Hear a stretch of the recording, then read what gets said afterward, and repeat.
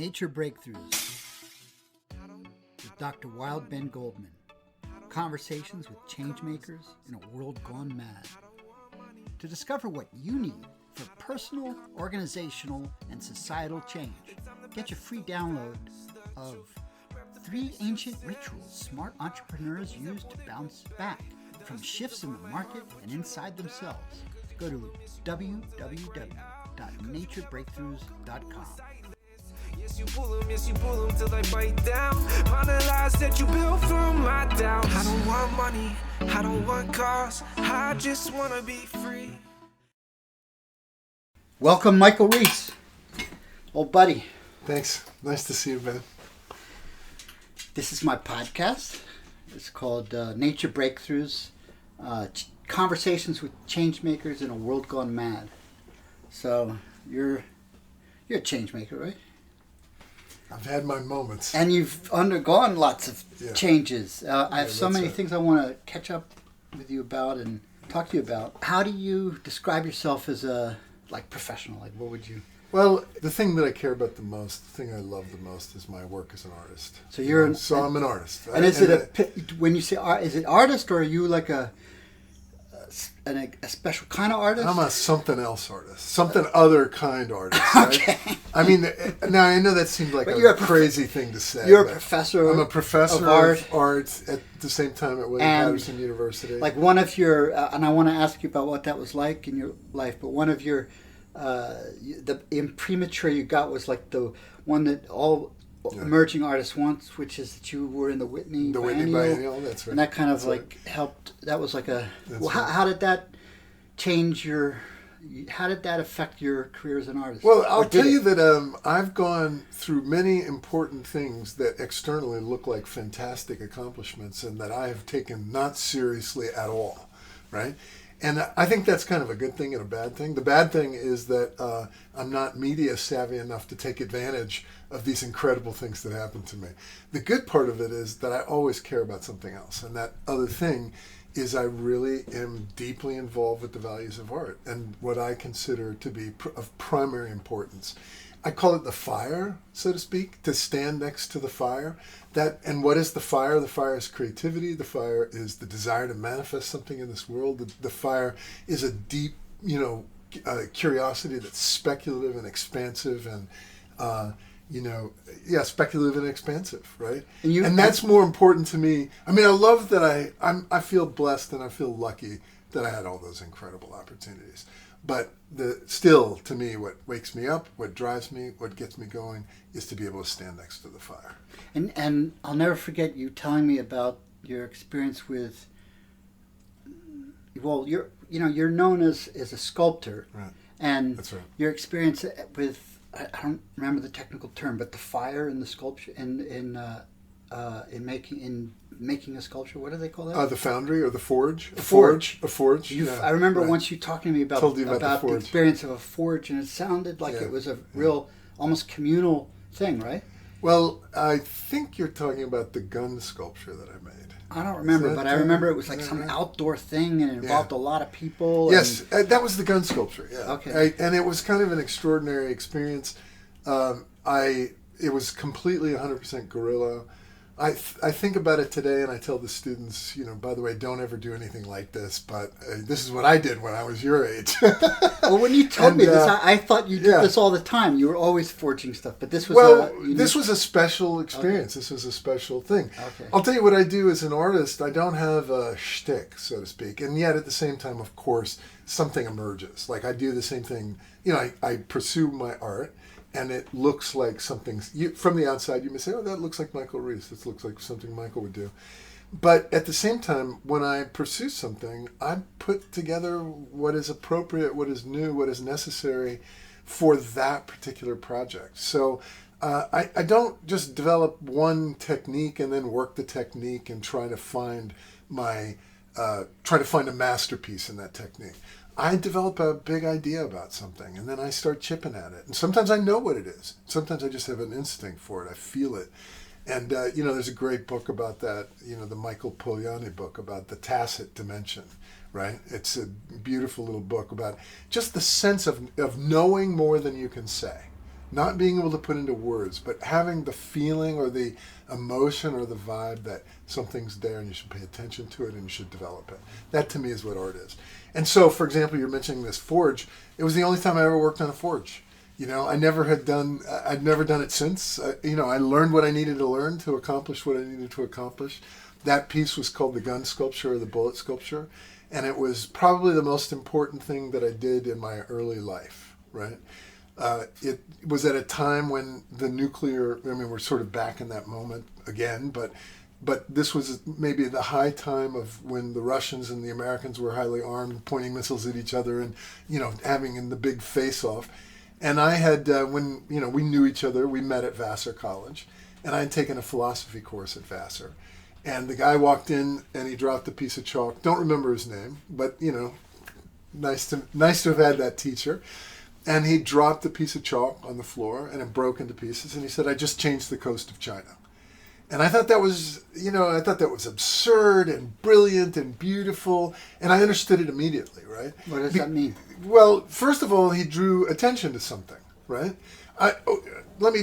Later. I didn't change the coast of China. That makes no sense. No, but later I came to understand this as being expressed in the butterfly effect. Okay. Right? In chaos theory. Okay. That the most minute energy differential could change an entire system, could work across an entire network, right? And so I was inspired by this idea. And, how do you change the coast of China with the dropping of a chalk? You look for the first time. You go look at I did, actually. I went to the map, I opened it up, I got the detail. We didn't have Google Maps then, we couldn't zoom in. So all of a sudden, it changed me anyway, in that I was looking at the coast of China and wondering about this problem, this thought problem, maybe a koan, or whatever you want to call it. It changed me a little bit. So I decided that, in the context of that. So it changes how you look at the coast of China. That's right. Or think about brings it into your mind, brings it into your attention. It makes you wonder whether it has a pertinence or a relevance or whatever.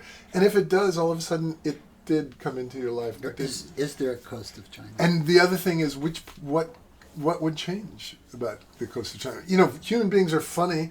Nothing is real to us until it comes into our mind, right? And so, I think that's also part of the... Wait, I want to make this point. It's part of the underlying aspect of that comment, is that our attention is what makes things real or unreal, right? It's the way we give attention to something. If you want something... what you put your attention to grows. That's what becomes real. And I want to... Well, just tell me about the fire in the forge. What is a forge? A forge I remember when is you a described big this to me, gas magical. device. Yeah. It is kind of amazing. It's a big gas device. I hope I'm telling and you it was the right outdoors? story. Yeah, I hope I'm telling the story you remember. This was something that happened while you were at William Patterson, but anyway. Well, we did do a lot of foundry work. We have done foundry work and cast bronze and cast, cast iron. You just said that what attracts you to art is being next to the fire. Yeah, and then as a artist, I know that you create very large physical pieces, and I just remember one time you telling me about how you used fire in the creation of it, and that is a traditional way of creating sculpture. That's right? correct. That's absolutely correct. So this particular piece, we never had any money, and as art students, etc. But it was a different time. It was the late 70s, and it was a wild time. The culture was kind of in parts and pieces. New York City had fallen apart. So on and so forth. We had, Reagan was just entering the presidency. We had this standoff between these two governments, and it was worrisome and bothersome to me. And then, but at the same time, I wondered, what could I do? How could I contribute? How could I make a point? Where could I go? And so that's when I started to come up with this idea of the gun sculpture, or the bullet sculpture. And, I was interested in art that, I loved Chris Burden, for example, who shot himself in the arm. I loved these strange sort of radical gestures that reoriented our mind about what art could be, but also made intrinsic and important points about experience and life and sort of the chaos of life, and then how we might organize it and parse it so it's meaningful and useful to us. So my idea was to make this gun sculpture. I chose a spot that was a completely forgotten, sort of rotten spot, like a decay moment in your tooth or something like that, in the middle of a city that I used to go and visit all the time. And I went there just out of curiosity, but then it started developing into an aesthetic experience, like you would go into nature and you would visit the Grand Canyon. I went to the river. And I would look, and people would leave things down there. It was like this. Which city? It's in Kansas City, Missouri. I was at the Kansas City Okay. Art Institute at the time. Okay. And I found this spot that was a real power spot. You know, these trains were overhead. There were highways every which way. And this was down on the ground. It was dirty, stinky, and there were rats. And the Kaw River came in. Maybe it's the Kansas River, Kaw, Kansas, came into the Missouri River right there. And then there was a water treatment plant. And then it was the bottoms, the west bottoms of Kansas City, a very industrial, kind of compromised, strange kind of space. So I found a site down there, and I decided I really wanted to build this gun sculpture right there on that site. That was the only site for it.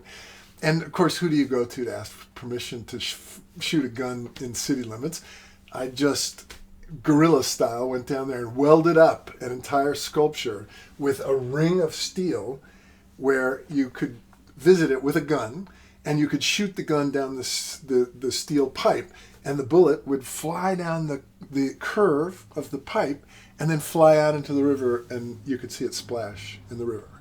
Each gun had a completely different experience to it. If it was a .38, if it was a shotgun, if it was a 30-06 rifle. And over the time that it was up, many people went to this place and shot those guns and did that thing. And, it was wild, and it got me a certain kind of cred, a street cred for being this crazy ass. I've never heard this story before. This isn't the story. This isn't the No, story. I've never heard this Oh, story. that's fascinating. So, but to me, the whole point was that I took this incredibly violent thing whose purpose is primarily destructive.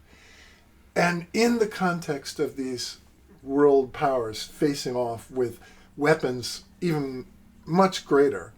And my idea was that perhaps, like the professor had changed the coast of China by dropping the chalk, or that a butterfly wings could change the system of weather in an environment, that maybe I could make a gesture by controlling a gun in an aesthetic manner so that it would simply splash in the river and not have harmed anything or anyone under any circumstances.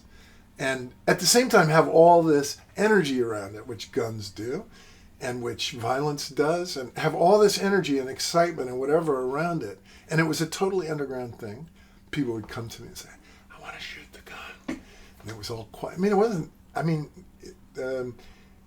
Going to shoot a gun was not illegal, but going to shoot a gun down by the river in the city was probably a very illegal thing to do.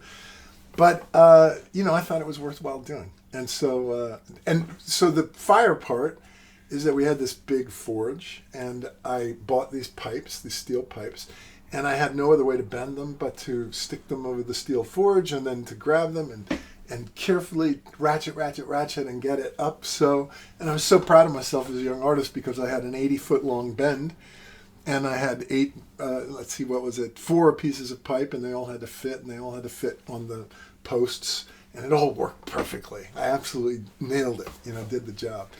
Now, I'm thinking you were talking about a foundry experience. That's okay. Not that one. That's but okay. Nonetheless, I've got plenty of, I got another story! I'll bet you do. Yeah. Your work is very physical, and you're very physical. And so it doesn't surprise me that you use the concept of the fire. But you're also mostly known for for being at the cutting edge of technology and art. Yeah, that's so, right. But you do it in a very kind of physical way generally. But you're, you've done a lot of early, pioneering work with things like three-dimensional CAD 3D printing and CAD CAM, robot carving, robots and artificial intelligence, or not so much. I'm looking at it, etc. But 3D and also augmented reality. Augmented too. reality. Augmented reality. So where do you? I guess I got kind of two questions about this, and then I have other things I want to ask you, which is, since you're at the kind of cutting edge of the art world with the technology and things like augmented reality and stuff. I mean, one question would be, where do you see this going? And then another question would be, like, what is the influence of artists and art in the evolution of technology or society? Yeah, that's and then I guess that's enough questions. Well, those are two big, super big questions, Yeah. of course. And I've used technology pretty extensively for a long time now. I'm even, they might say post-digital or something like that. I feel like I'm post-digital. What does that mean? It means that I've absorbed I've absorbed and sort of normalized all of the digital practices. So much to the extent that I don't think of them as other or different. They're just part of life. It's it's the ground upon which we walk. It is, maybe everybody would say that now, but the truth is that I've felt that way for a long time. So it's not novel. There's nothing novel about it, And nor it's is not- it. We're not discovering it. We're not exploring. It is here. It's us. So it's not Yeah. It's just a tool, another tool, like the Foundry. No, see, I kind of disagree with this idea of it. By the way, that is an aspect of it, the tool thing, and the Foundry is a tool too. Every tool, every discipline carries with it philosophies, right?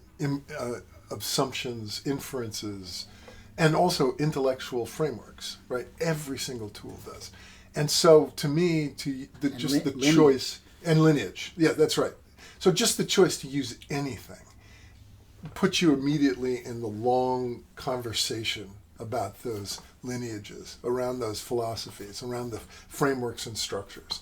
So I don't feel like anything is just a tool. Of course, I think you're the same way. You lead concept first. What am I doing? What's important? What am I thinking? What are my values here? What do I want to, what is it that I want to manifest through these projects? And then, but that's sort of what I was saying before. You choose the most appropriate things for that manifestation. And I'm even still open to that. Like, even though I've made a reputation and done many, many, many works with digital media, and in many ways some of the first works, both with 3D printing and also with robot carving and also with augmented reality and so on and so forth, I still feel like, if I needed to scrap all of it and go and do something else, then I would readily do it. It's not the issue. That's the part maybe that's just the tool part, right? So, you said, where do I think all this stuff is heading and stuff? I mean, I think we're seeing the worst of it now. We're seeing, the Facebook issue and fake news and how people are, a certain magic act kind of occurred, and people willingly gave up huge swaths of themselves to something, some notion or some idea. And the nefarious people took it and used it for all kinds of other purposes. And we're seeing the outcome of it. We're seeing the fake news, the fake president, not a real president, but a fake president. And not a fake president who decries everything other thing as fake, who absolutely decimates the landscape and the institutions and the boundaries, and has no sense of expertise. So we're by the way, I don't think I would call it growing pains. I think I'm not, it's not World War, it's not totally apocalyptic, I hope, and I think it's growing pains. We were like, oh wow, now everyone knows how bad this can be. Now everyone is completely aware of how this can be used against us, and so on and so forth. So, where all the technology is heading? By the way, I don't think we've even started to see how crazy shit can get. Okay, I'll give you that. I mean, we're only at the very brink of that. what artificial intelligence can do. No, once you start going into that world of creating that we're only seeing, for example, like where they can make someone say something they didn't say, or it's just at the very, very beginning of how manipulated we can be, and also how we can augment reality and change. Have some people being affect our evolution. I guess I answered in ways optimistic. I was being optimistic. Yeah, I mean, I think what we're looking at is just the beginning. I think you're absolutely right. The artificial, insane changes that are about to happen, including new species and whatever inequities there are between humans, they could expand to they already to the have. Point of physicality. Yeah, that's literally, right. That's exactly right. One person is not only smarter and stronger and bigger and better looking and everything, and lives twice as long. I mean, like in ways, incredible ways. Well, so you laid it out. Faster. That's where we're going. Yeah, that's where we're going, and there are no controls on that. The government isn't. Well, the government isn't equipped to do their job around those issues or to handle it and so then we're left with the experts. I'm thinking the companies. Yeah, but it's so. I guess the question is there do the artists have an input, have a role, that is as important as the experts? I think that this is such an interesting question. On one level, I might just be making art and artists more important than they are, and certainly the American experiment as opposed to the European one. In America, we've tried our level best to do it with there are billions of dollars in the arts, so take what I'm saying with a grain of salt. But we've tried our best to do it without the influence or the education or the enlargement of the arts in our culture. In Europe, you can't have a place. You can't even have business. You can't have there's nothing that doesn't come without a cultural component. In the United States, it's changing. It's getting better, but let's be honest, art hasn't been important in our culture in the way that it is in Europe. It's bigger. It's more accepted. That's a theory. So take it or leave it. Again, there's billions of dollars in the art. There's huge institutions. There's the Museum of Modern Art. There's, so certainly there's some place for art and culture. But all right, so that was a digression. The thing is that I don't want to claim false power for the arts. Some people will sit here and tell you, our viewpoint is the only viewpoint that matters. We're leading the way. I don't know that I would go there. I don't know that I agree with that or that I think that's really pertinent or true. But at the same time, I see the arts as kind of a recessive gene in culture, right? A gene that could pop up and make, for whatever, all the myriad of complexities, make a really important moment, encapsulate something, and encapsulate a way people understand something. And I think the arts are still capable of doing that. I mean, and you can I could argue the opposite of what you're saying, that the arts in America actually have the biggest impact on culture in the globe, right. And it's Hollywood. Right. I would agree. But I also would make a distinction. I mean, if you expand the arts, I would make that's right. That's right. I would make a disciplines. distinction. I don't do movies. I'm not big media that way. And the kind of money that's in Hollywood and all that sort of stuff, I don't think they make movies like I make art, or like you make art. Well, you don't consider it art? No, I just said I don't think they make movies the way I make art or the way you make art. I think that there's so much more money involved. The death of the author in film, and I'm not talking about the Barthian, the Barth, the Roland Barthes, the death of the author. That's not what I'm talking about. I'm talking about the fact that making films and the author's voice of the director and all that sort of stuff has really been removed from films. The very last vestiges of it is, Scorsese, right?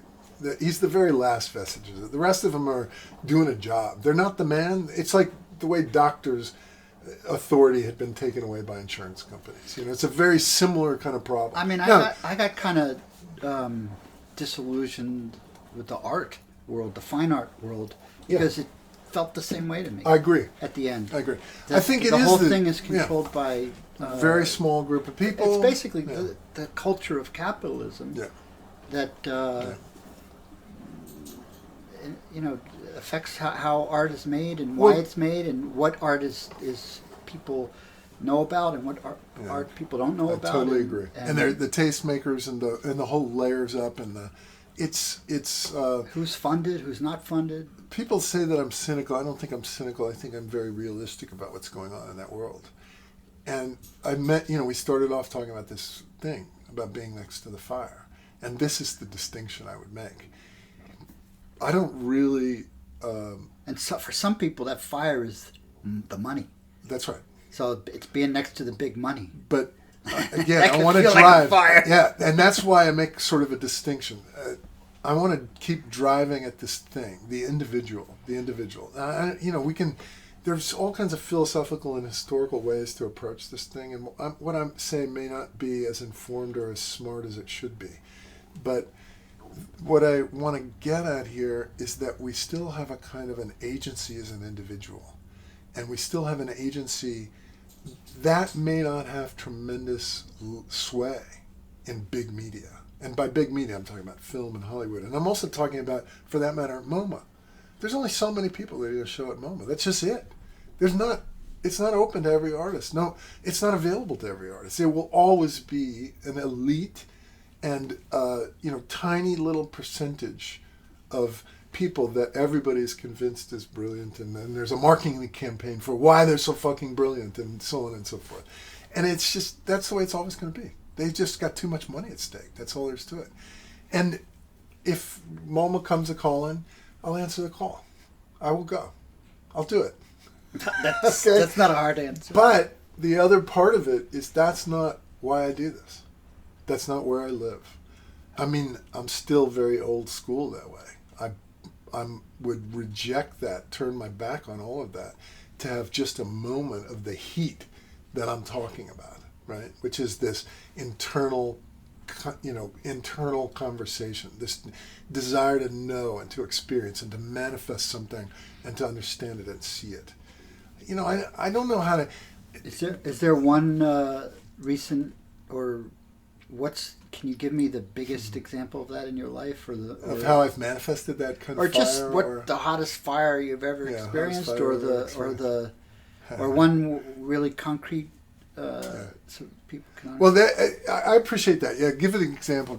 I'll say first of all, I don't mean to be obtuse, but I'll say first of all, I seem to be able to see things. I seem to be able to envision them, and I seem to be able to actually see them in my mind, or it's like a dream, or it's like something like that. And so that is the hottest fire, the one I see in my mind. Did I show it to other people? Well, maybe I did, maybe I didn't. I'm not really sure. That's why we have critics. That's why we have a whole structure around art to say, that's good art, that's bad art, he hit it, he didn't. I don't know if I did it. But I'm assuming you mean it's the internal fire. Yeah. But it's not just a mental thing. No, it's full body. Full body. It's full being. But then the it's full being. The reification of it is an a work of art. Work of art. So an example, like an approximation. I mean, I did two shows. My most recent two shows was Clowntown, which was was a show at Bravin Lee in New York, Bravin Lee program in New York. And then also this Pneumatopia, or also known as Synthetic Cells show that was down at Grounds for Sculpture. And both these shows, for me, they're kind of a pair. They're like twin siblings, right? They're having different experiences and they do it in different ways, but they're very connected to the same tendencies and to the same stuff. The one show, which was Clowntown, was a very, I called it a long form show. I didn't try to distill, they say, give your elevator pitch, know what you want to say to people, know what the meaning is, give them the one sentence. I absolutely made sure there was not a single sentence that you could say about this show. I made sure that it was as complex and as turgid and difficult and complex as I imagined it to be. I went ahead and just indulged and engaged that to the fullest extent. Now, did I risk losing everybody? And yeah, sure, probably no one got the import of that show. I got the import of that show. That was important to me. That's the thing. That's what's important there. And then the other piece, which is Synthetic Cells or Pneumatopia, is absolutely the opposite of that. Totally engaged with joy totally engaged with being accessible, totally engaged with being fun and playful and humorous, and even though one was about a clown, so these pieces were sort of, I don't think I would have ever gotten to Pneumatopia without Clowntown. And can people go somewhere to They see? they can visit my website at michaelrees.org, and they can see REES, MICHAELREES.org. Okay. And you can look up much of my work. Okay. Not everything, but much of it. And you can for sure see Pneumatopia, and you can see synthetic cells, and you won't see it in all its glory because it relied upon augmented reality. There are some examples of augmented reality so you can experience it, but being in that space and in that place with a physical object, a photograph, and an augmented reality app on a tablet is the whole compendium is a very important part of those works, And I feel like, I feel there are other people doing things and working on things and doing augmented reality. You mentioned that I always have a physicality to my work, right? And I think that's really important. I'm still living in this world. I'm still living in the physical world. I have not transited over into a media-only world. And many artists have. And a lot of the augmented reality artists are living in a media, primary media world. I'm interested in the whole gradient, from the physical to the digital, right? I was going to almost say from the physical to the immaterial. It is a material as well. But I feel like what I've done, and I don't think that there are many other people that have done it, is I've created a platform for the experience of sculpture that is incredibly rich. Now, I didn't write the software, I didn't invent augmented reality, etc. But I've used this in such a way that I just don't think it would occur to many people to use it, And For example? Well, just that I have this physical to photographic to augmented reality experience, and that all of them are important to be together, right? I mean, I could just peel off the augments and have a photograph and have it trigger. To me, that wouldn't be the sculpture, that wouldn't be the work, that wouldn't be the whole thing.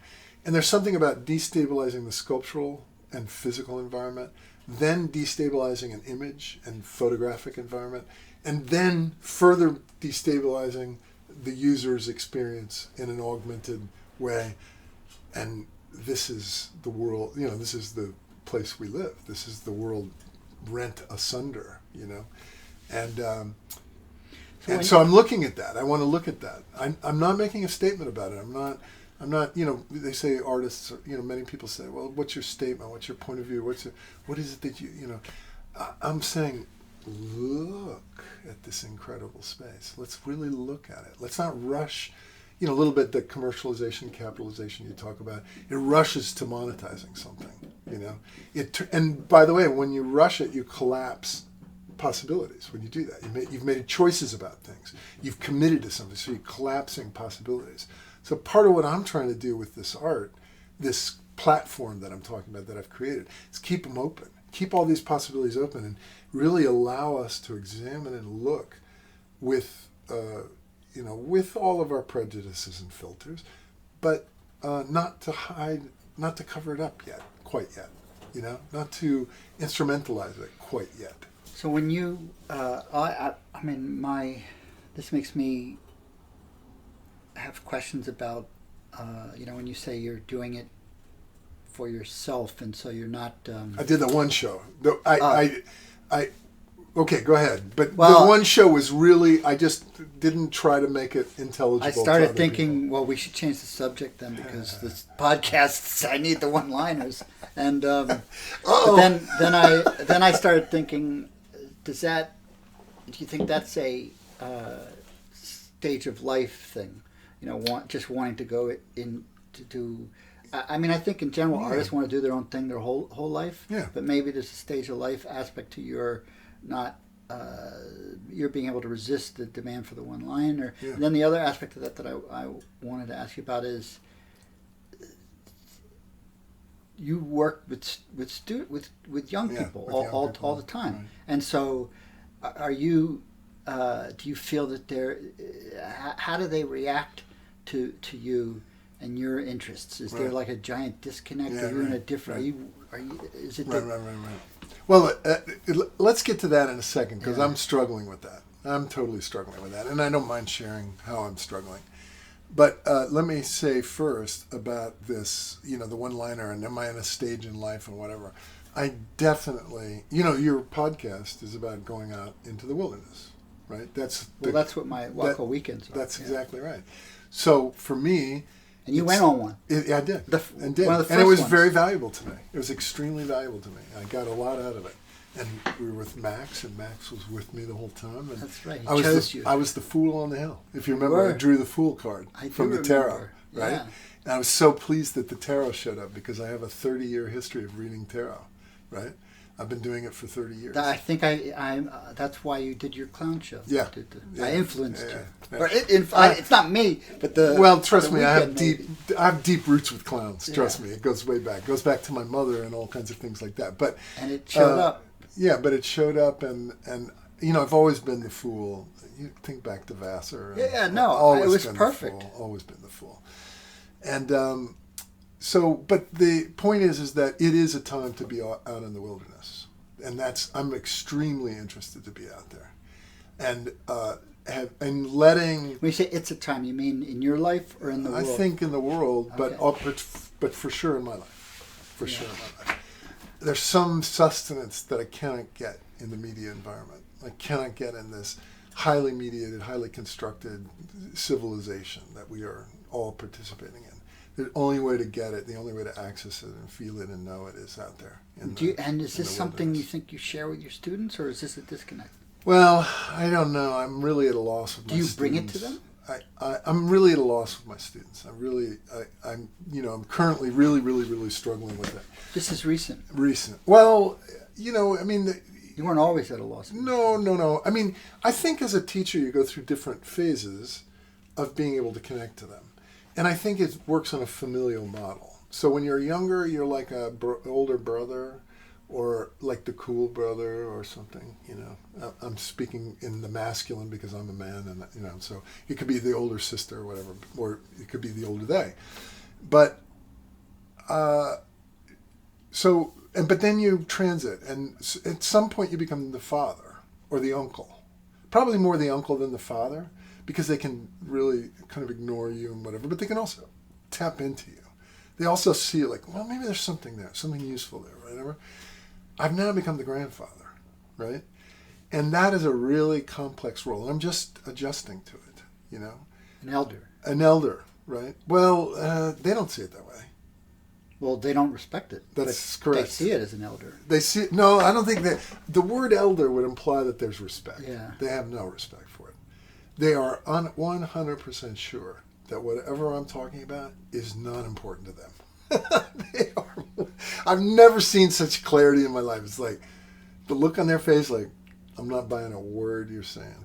It means nothing to me. And the irony of all of this is that of many elders in the art environment, in the art department, I better understand their situation coming up against media. And I think that's a huge influence on them in this culture in this time. I mean, I think they're living in the glass. But they don't see you as a guide in any They don't see me way, in any way, form. shape, or form because they don't want to get out. They're in the house of mirrors. They're totally. I mean, I'm really and worried. So they see you as on the outside, and so you're not a player. Yeah, I'm totally worried for this generation. I mean, I think some of the best of that generation, the really, and this speaks back to what you were talking about. This separation between the gifted and the privileged, and I'm not dealing with the most gifted and most privileged students. I'm dealing, I'm in a state university in New Jersey, etc. But I always felt that was great. I loved being in that place because I could be a door for people. I could help them into new experiences. I could help them imagine their lives in new ways. I could help them do this stuff. But I increasingly, I think it's okay that the younger generation mistrusts an older generation. I think that's fine. I mistrusted older people, but I also I feel like I was open to them.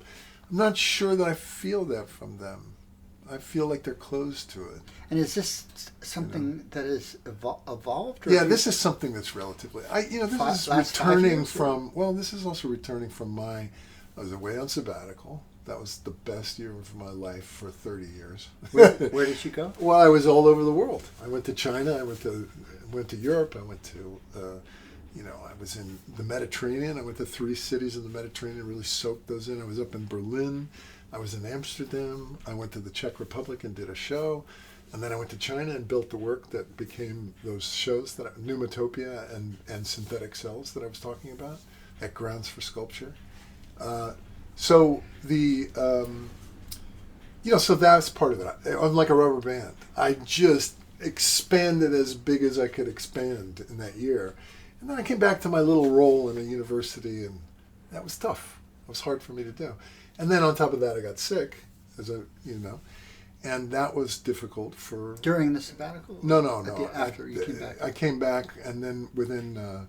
I guess within 6 months or 7 months of coming back, I was out again. Do you want to talk about that? Sure. What, no, I don't mind. What are you talking about? What happened? I had an HPV throat cancer. HPV is a virus, a sexually transmitted disease. People who are not sexually active can get a vaccine that will prevent them ever getting this cancer. So young, or getting this virus. They have to be, pre-sexual, 10, 11, 12, 11, I think is what it is. Yeah.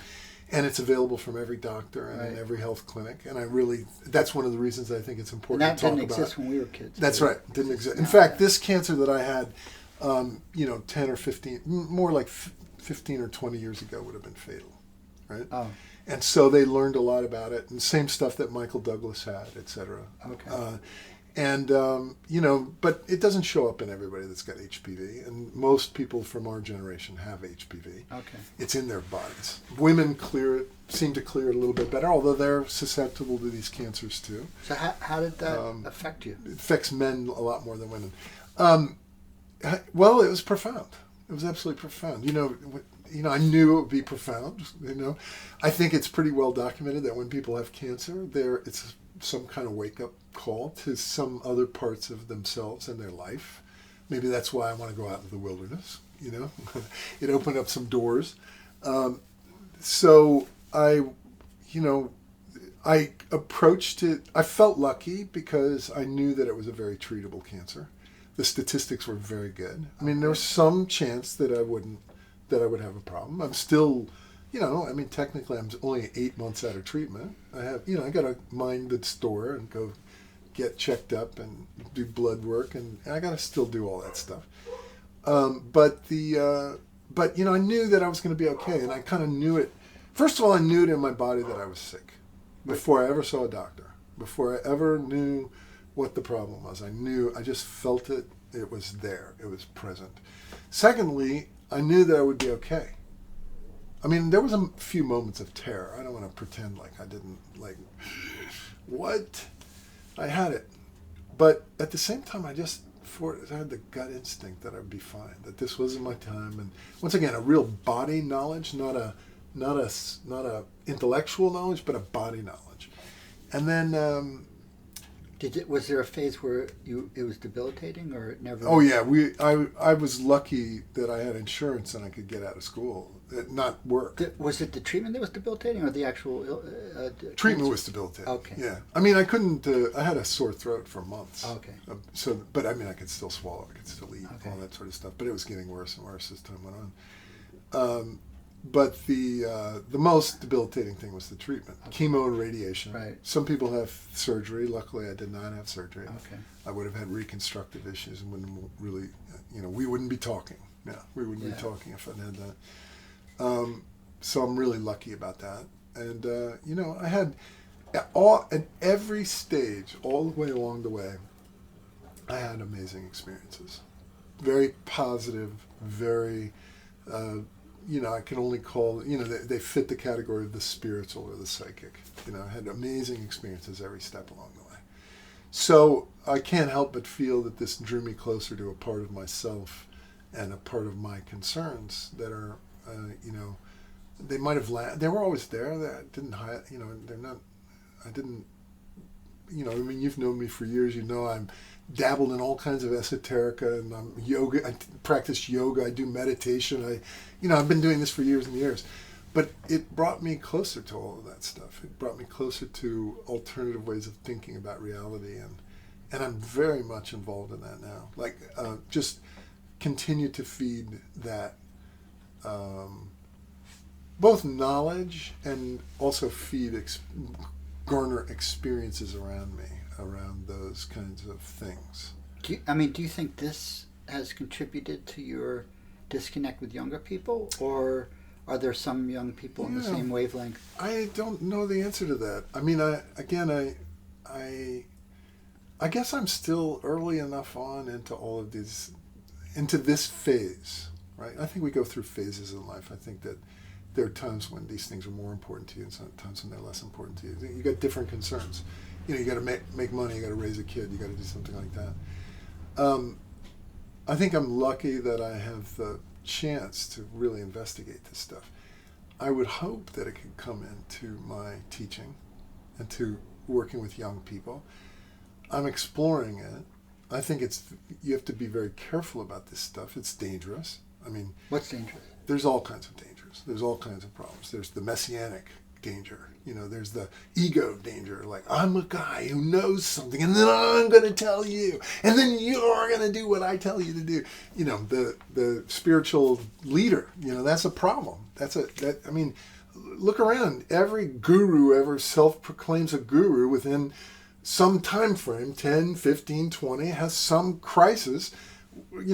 Bhagwan Sri Rajneesh or Guru Mai or whatever, there's something that takes the whole thing apart. But do you think that's different than the professor? Well, I mean, that's a good question, but let's be careful about this, right? You have a kind of authority as a spiritual leader that as a professor, the students are tasting your class, touching. They don't have to adopt your point of view. They don't have to be who you are or what you are or whatever. They're tasting, they're touching. And I've always been, wait, hold on, let me just say this thing.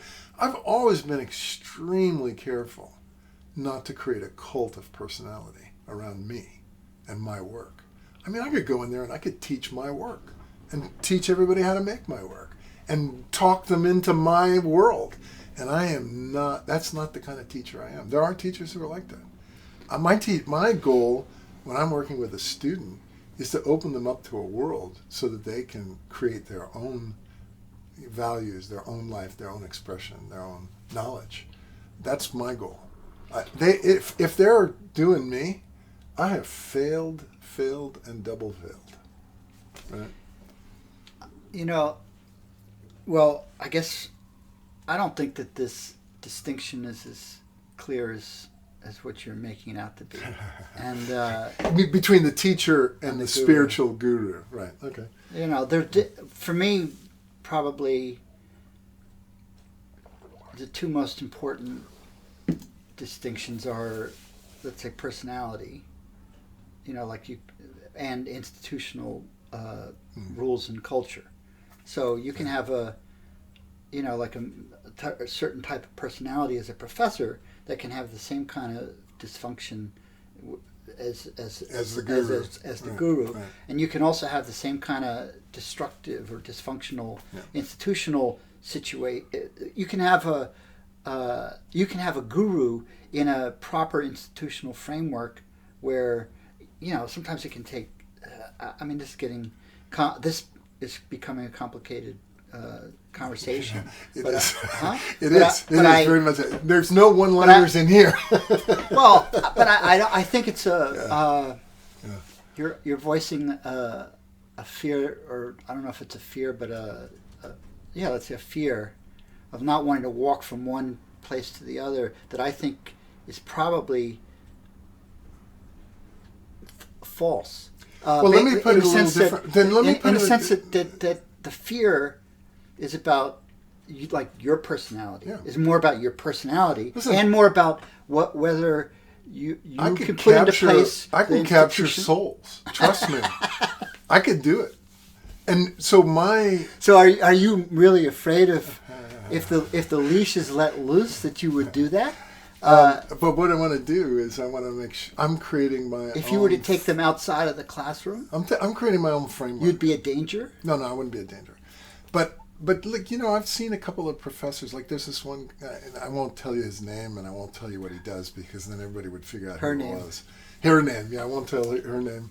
But Their name. This person is brilliant and has opened up the minds of many, many, many people in really big and expansive kinds of ways.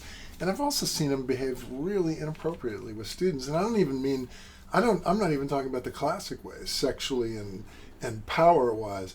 I'm talking about more just in a plain, straight-up manipulative kind of way. Am I afraid or... Yeah, I don't want to... and this is inherent in the authority. In authority. Just the fact that the professor gets to grade you and blah, blah, blah. Exactly. Which is why, probably falsely, I tell every student they get an A. All you have to do is show up and do the work. That's it. Yeah. If you don't show up and do the work, I can't give you an A. Well, I learned that lesson as a professor. Yeah. I didn't do that. But see, And then what happened was they graded me. But that's the wrong way to approach these students. It works much better to do stick and carrot. Is it better to be feared or loved? Yeah. It's totally better to be feared. But I sort of refuse to run my classroom like that. Right? Yeah. So, I don't want to totally get into the teaching thing, but I take your point. I met somebody recently and I was talking about this. I'm exploring starting to do tarot things. Teach people about the tarot and teach people about what I've been very quiet about it, been kind of in the closet about it, really. And I was talking to this young woman and I heard back that she said, I don't know what he is. He's some kind of archetype. I don't know. You? And she was talking about me. And I realized, well, of course, I'm the archetype of the teacher. That's exactly what I am because I love, first of all, I have a passion for all the What things is that I in teach. the tarot? It would be the Hierophant. Hierophant, that's Number what I was 5. thinking. Yeah, the 5th card. So first of all, I have a passion for what I teach. I absolutely love. I do not teach things I don't love. I teach things I love and that open up the world to me and then I can share that with another person. Secondly, I want to light fires. I want people to be on fire. I want them to see a world of possibilities for themselves. So, you've already got three qualities of the three guru. archetypes. Three archetypes there. There's the fool as the teacher. Yeah.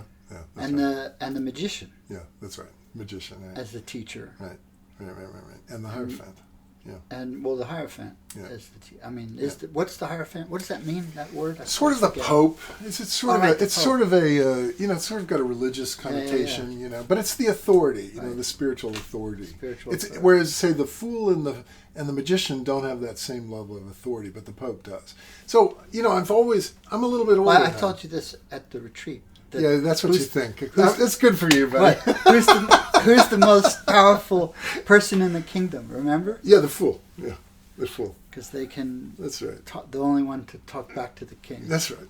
So, but the thing that's fascinating and wonderful about the fool and the magician is that they occupy a kind of a no space. And when I was younger, I could hide the power that I feel that I have.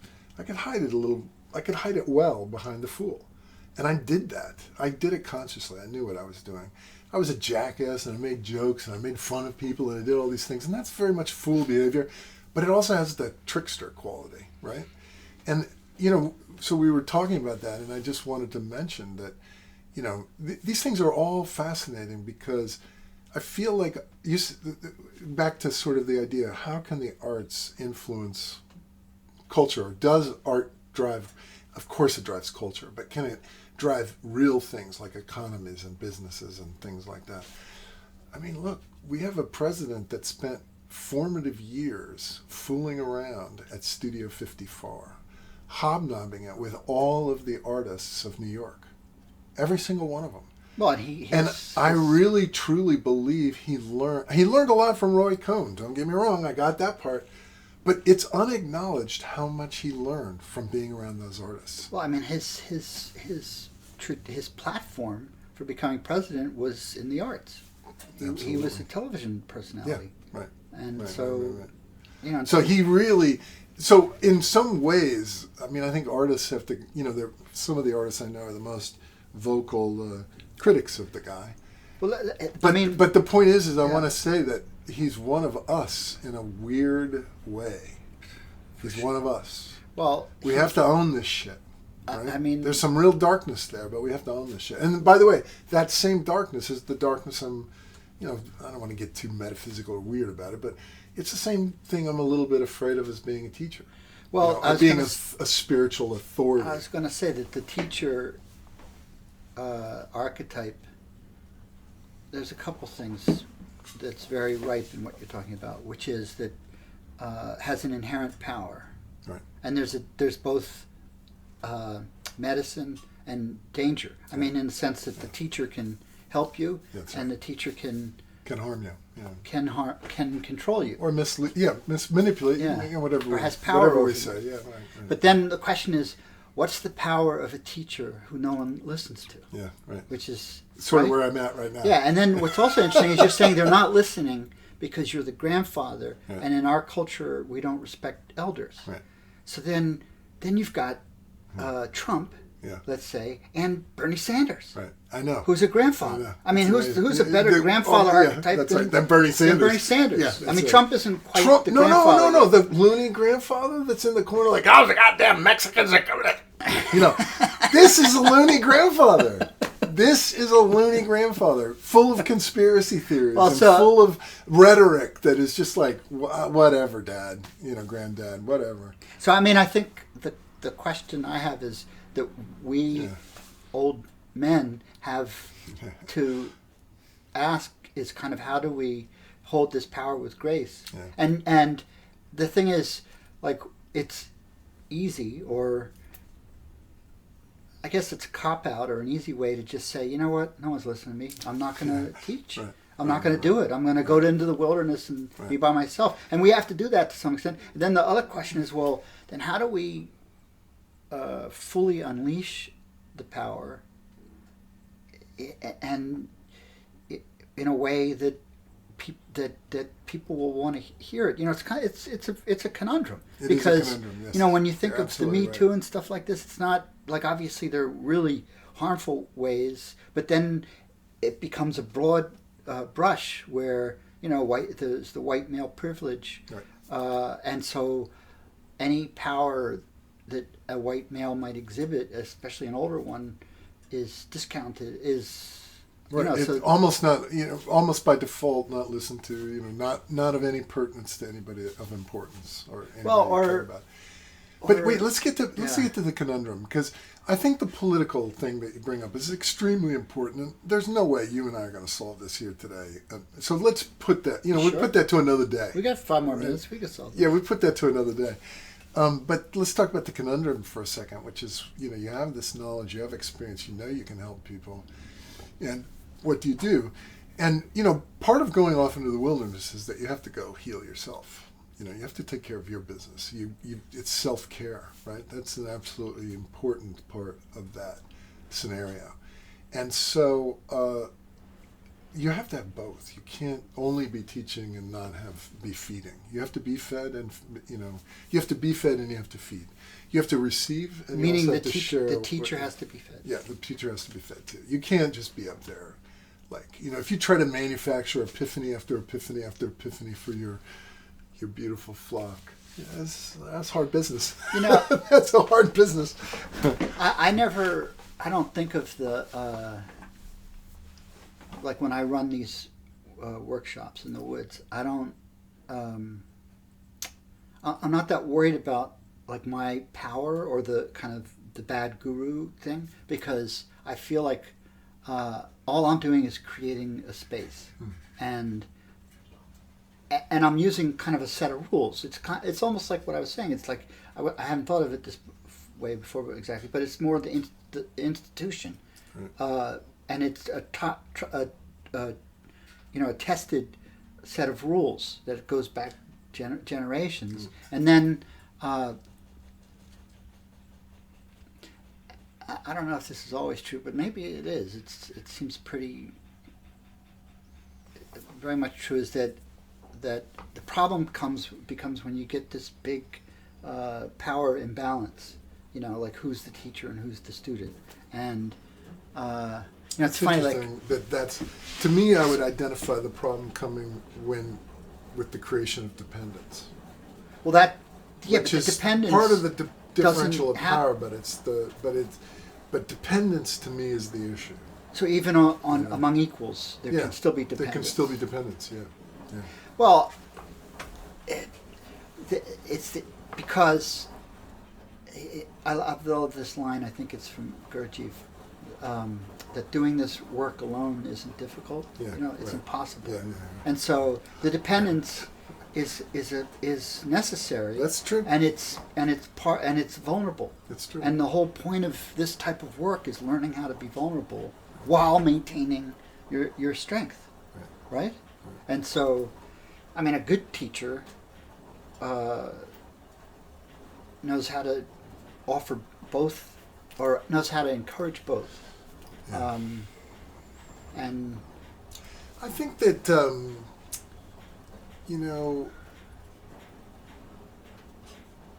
I think I'm kind of interested to become a different kind of teacher. I'm kind of interested to make a transition into some other way of doing it. And I'm looking at that. I'm trying to understand it, or I'm trying to understand how I can do it. And I think you're doing that too. I think doing the podcast and creating the wilderness event and doing all these things is a way for you to, and you're doing a great job of it. You're much more organized than I am. Well, I mean, I have the same situation, which is who will listen? Yeah, who will listen? How do I get, who will listen? Yeah. And, and then there's the superego that can say, well, are you just, well, I mean, part of it is also that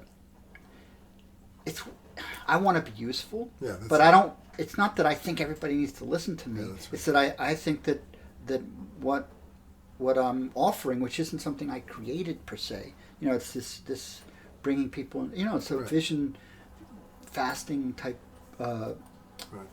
process that has been around for the beginning of time. Right. I think the world needs it, and so I'm kind of dedicated to offering it. But the question is, how do you get people to listen? Right. How, because, and you can see, this would help them. I know this would help them. It's not I will help you. It's not that you need me to do it. You don't. You just need to, we need to create situations where people can have this kind of medicine available. At least that's how. No, I think you're right. I think that's absolutely right. Yeah. But, Ben, in another way, I mean, there's people need it, and you want to grow it. You want to, you want it to be, you have practical concerns. There's money involved, and Well, how do you make it sustainable? How do you make it sustainable? Yeah. But the truth is that whoever shows up, that's who needed it. Yeah. that's exactly the right recipe right there. And it may, maybe for years it's a trickle, right? Yeah. And then one day it's an avalanche. Well, who knows? Who knows? The thing is that this is why you just got to be at it. You got to be at it as best you can. And well, I think it's interesting that the tarot came up for you, because I kind of stumbled upon that too. And I assume that I did I have my own deck? Yeah, you did. That's how I drew the card. I didn't bring the cards. Right. I didn't bring them because I'm in the closet about it. Right. I didn't let anybody know that I do this stuff. But what I love about tarot, and that is, well, it's called. I forgot that. It's called. Is it called claromancy? Cartomancy or geomancy. Cartomancy. Yeah. Which is it's that there's when you said it's who comes that needs it. There's a kind of they call it like divining. There's a kind of and depending on what your beliefs are, there's a kind of randomness to it that in any kind of card game or anything, there's an element of structure and then an element of total chance and randomness. And to me, what's magical about it is that you're giving equal weight to what's random and to what's rigid. Right. And that you mean in cartomancy specifically, or do you mean in the wildlife? Well, in everything that I teach, it's doing that. But I use the cartomancy as an example of how do you listen to the randomness, and I'm so that I feel great that you're also turned on by that. Yeah, that's interesting. The randomness. Yeah, I love that perspective, and I'll take it into my mind. I'll absorb that definitely. Yeah. Otherwise, you're a. This is why when you first said that I'm like you in that the concept comes first and then the realization second.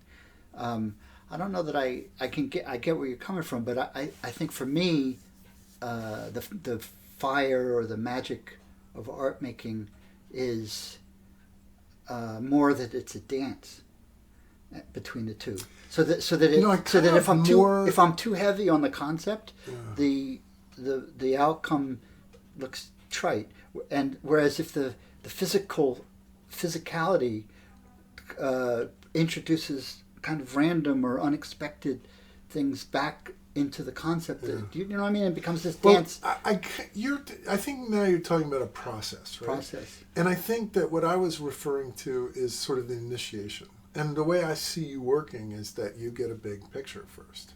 You put all the pieces together. And of course, we adjust, we change, we adapt, we reconfigure. Well, I don't know if we say, oh my God, that was totally wrong. I was totally wrong about that. Let me go this way now. Right. That's the dance. Yeah. And I'm with you. So I don't know that one comes first. You come closer to the fire, you go further from the fire. Exactly. But man, I've talked to you about so many different projects, and you're like, I've got this, and then you're just like, wow, and it's big, and it's a big vision, it's a big view, right? And that's not you worked on it and developed it and stuff like that, but I still think it became a DNA, it's the genetic material of the project. That's what I'm thinking. Now, I'm gonna bet that if we listen to this, we're saying the same thing. We're just saying different angles on the same thing. I think so. So. Well, thank you. Yeah. Wow, that's it? Can be. Wait, we don't want to go deeper. No, there's not more to do. Next time we'll do a second one. Next time, yeah.